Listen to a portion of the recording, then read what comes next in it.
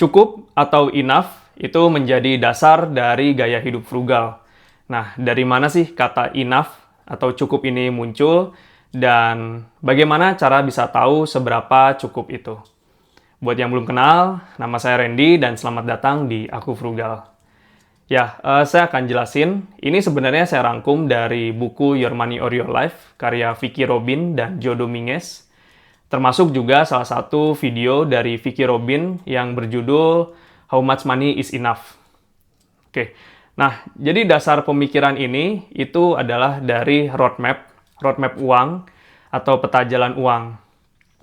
Jadi Vicki Robin ini mendefinisikan peta jalan itu ada dua, peta jalan lama dan peta jalan baru. Untuk peta jalan lama ini itu selalu dikenal dengan kata kunci more is better atau growth is good gitu ya. Lebih banyak lebih baik atau pertumbuhan itu baik. Nah, kata ini muncul itu sebetulnya lahir dari zaman revolusi industri, di mana pada saat revolusi industri ini ada lebih banyak produk yang diproduksi, ketika tenaga kerjanya pun juga berkurang. Dan ini terjadi masalah pada tahun 1920, terjadi puncak konsumsi, di mana solusi yang terfikirkan pada saat itu adalah solusinya adalah ekspor, melakukan ekspor, atau yang kedua yaitu adalah mengedukasi masyarakat untuk menginginkan lebih dari yang dibutuhkan. Oke, ya di hari-hari ini kita pasti familiar ya dengan rasa yang merasa lebih banyak itu lebih baik gitu ya. Nah ini yang terjadi pada saat revolusi industri, karena pada saat itu juga akhirnya di-boosting bagaimana cara iklan, menarik masyarakat. Kalau di sekarang kita lihat juga ada influencer yang bisa mempromosikan barang supaya kita bisa mengkonsumsi lebih banyak. So, jadi dari peta jalan lama ini akhirnya memunculkan dampak, yaitu adalah keinginan yang tanpa batas.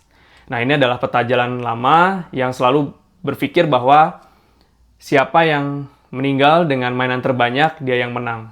Itu adalah peta jalan lama. Dan pada peta jalan lama ini juga dasar pemikirannya bahwa ekonomi itu seakan-akan tumbuh tanpa batas. Padahal sebenarnya bumi itu memiliki resource yang terbatas. Nah inilah jadi dasar-dasar pemikiran untuk membuat peta jalan barunya. Gitu. Nah peta jalan barunya tuh apa sih sebenarnya? Nah, peta jalan barunya itu disebut dengan enough atau cukup. Gitu. Jadi, ini dasar pemikiran dari gaya hidup frugal untuk bisa tahu seberapa itu cukup. Sebenarnya cukup ini bukan satu hal batasan gitu ya, bukan batasan yang menindas gitu. Yang menyempitkan kita menjadi seakan-akan kita terbatas gitu ya. Tapi cukup itu adalah kebutuhan, keinginan dari hidup yang kamu cintai dan kamu bisa bebas mengekspresikannya, penuh ekspresi tanpa hal yang berlebihan. Jadi ini tuh adalah sweet spot gitu ya, disebutnya sweet spot atau titik keseimbangan antara kebutuhan, keinginan dan ekspresi dari diri kamu. Gitu ya. Jadi ini sebenarnya cukup itu menjadi titik tumpunya antara roadmap lama dan roadmap baru. Gitu. Ini adalah dasar-dasar dari kata-kata cukup ini. Selanjutnya, apa lagi ya? Bahwa gimana sih caranya kita bisa tahu seberapa cukup itu? Nah, ini salah satu metode yang ditawarkan, yang dijelaskan juga di dalam buku Your Money or Your Life. Itu caranya sebenarnya sederhana, yaitu metode untuk kita bisa tahu cukup itu adalah kesadaran kemana uang kita itu pergi. Terus juga bisa menilai barang-barang kita itu apakah pengeluaran dan barang-barang yang kita beli itu apakah sejalan dengan kebahagiaan, value, ataupun juga tujuan hidup. Gitu. Jadi menyelaraskan semua pengeluaran kita terhadap hal-hal itu tadi. Jadi cukup tahu dari flow of money-nya. Makanya di dalam gaya hidup frugal di buku Your Money or Your Life itu tidak mention tentang budgeting, tapi lebih banyak tentang gimana caranya kita bisa tahu kemana sih uang kita uang kita itu pergi gitu. Nah, dari sana menurut survei yang dikatakan oleh Vicki Robin itu mengatakan bahwa orang-orang yang menjalankan cara seperti ini itu, termasuk saya juga, saya mencoba juga dengan cara mencatat, bukan budgeting, mencatat dan mengkategorikan.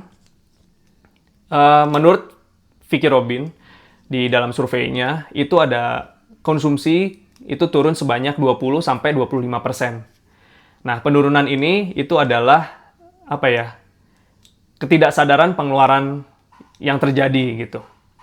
Jadi ketidaksadaran pengeluaran kita tuh kemana sih gitu. Ketika kita bisa tahu aliran uang kita kemana, kita bisa jadi lebih punya kesadaran dan mereview lagi apakah itu semua selaras sejalan dengan kebahagiaan, makna, value, dan tujuan hidup.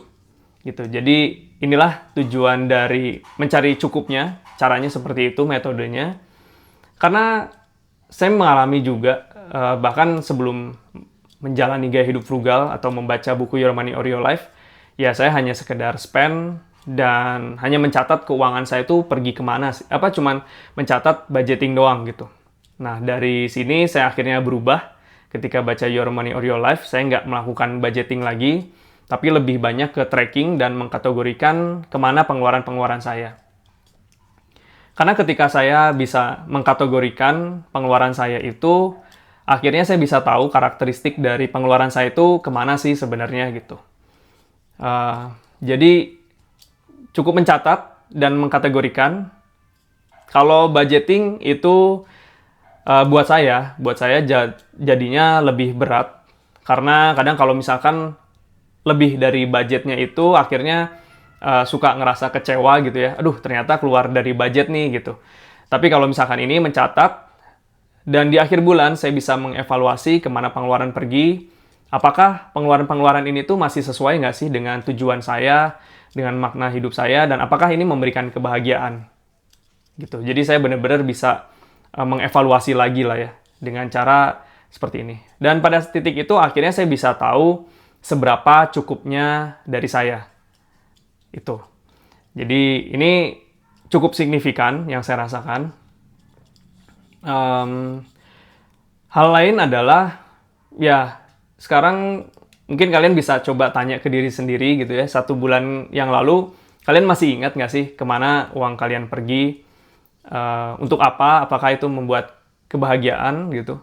Kalau enggak, kalian bisa mulai coba untuk mencatat aja semua pengeluaran. Nggak perlu dinilai apa-apa, cukup dikategorikan dan akhir bulan nanti dievaluasi. Jadi hanya memperhatikan flow of money-nya gitu. Nah, itu sih sebenarnya beberapa hal yang saya lakukan juga. Terus juga ya kayak pertanyaan sekedar kayak apakah pembelian ini membuat saya bahagia? Nah, ini yang menjadi kadang evaluasi saya pada saat setiap akhir bulan gitu. Ketika pas, oh ternyata pengeluaran ini nggak bikin saya bahagia, ya udah, berarti bulan depan saya akan mengurangi, bahkan kalau bisa menghilangi pengeluaran ini gitu. Dan menggantikan suatu hal yang membuat saya lebih bahagia gitu. Ya, pada akhirnya saya bisa mengurangi pengeluaran-pengeluaran saya yang tadi adalah angka ketidaksadarannya berapa, itu bisa tahu gitu ya. Tadi kalau secara survei 20-25%, tapi saya kira nggak semua orang sama, semua orang punya starting point-nya masing-masing, tapi buat saya nggak ada salahnya kalau kalian pengen coba. So, jadi ini hal yang bisa saya sharing, kalian udah bisa tahu ya, cukup itu dari mana katanya, dari mana kata itu, dan kenapa itu menjadi dasar dari gaya hidup frugal. Semoga bermanfaat.